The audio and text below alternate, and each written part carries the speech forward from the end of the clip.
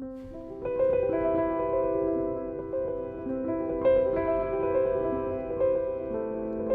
mother died when I was about 7 months old, and my father dropping us off at his mother's house. But he ended up getting another woman in another town, and she didn't want us children, you know? So my grandmother raised me, and we lived on a plantation. So I grew up in that system of poverty. We owned our own land, but we were poor. My grandmother and grandfather raised me because my mama and dad divorced. I worked the whole day. When I was about 11, I expected to get about $1, $1.50 for a day's work. That was the going wages for boys that age. But at the end of the day, this gentleman gave me 15 cents. I didn't want to take it. I felt that he was taking advantage of me. But I never thought of it primarily as being I'm inferior. So when I finally left and went to California after my brother came out of service and was killed, so they gave away the other 3 kids. My sister got killed.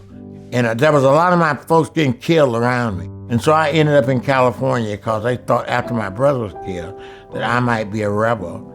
And going to California is where I found Jesus Christ. And I discovered in the youth prison that there was people in there just like me. And that's when I got this passion to come back to my home state of Mississippi.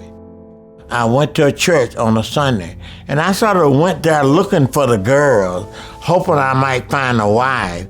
I thought Vera Mae was the most beautiful woman I'd ever seen in my life. And he saw me sitting there and came to talk to me.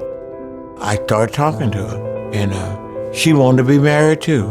So I was an ambitious young black with very little education. The civil rights movement was just beginning. That's when I began to understand Christianity different from the way it was being lived out.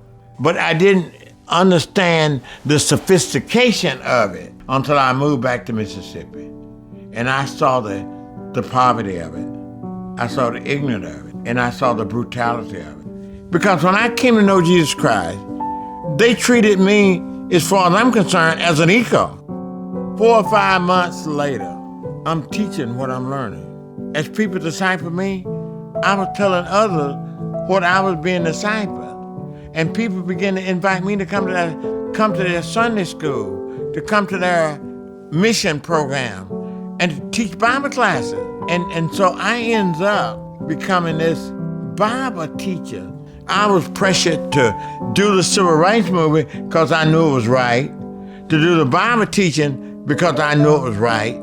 The white folks in California, I had to teach them that it was right to do the civil rights movement. And the civil rights movement really began to put the civil rights movement over the teaching the Bible. And the white folk put teaching the Bible over civil rights. When he was marching, he got locked up in Brennan jail. They beat him up.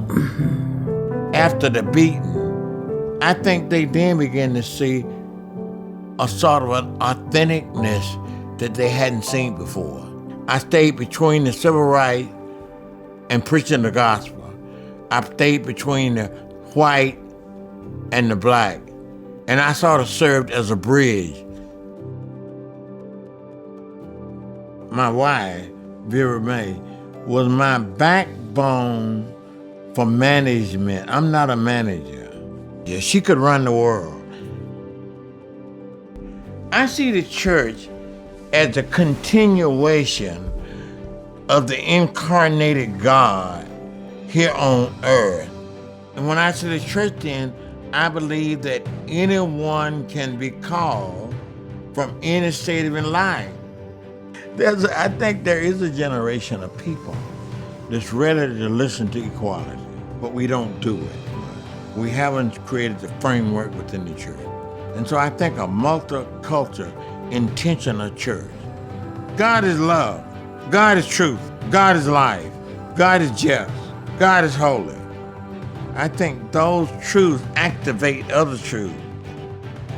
And so I think we gotta affirm that we are equal.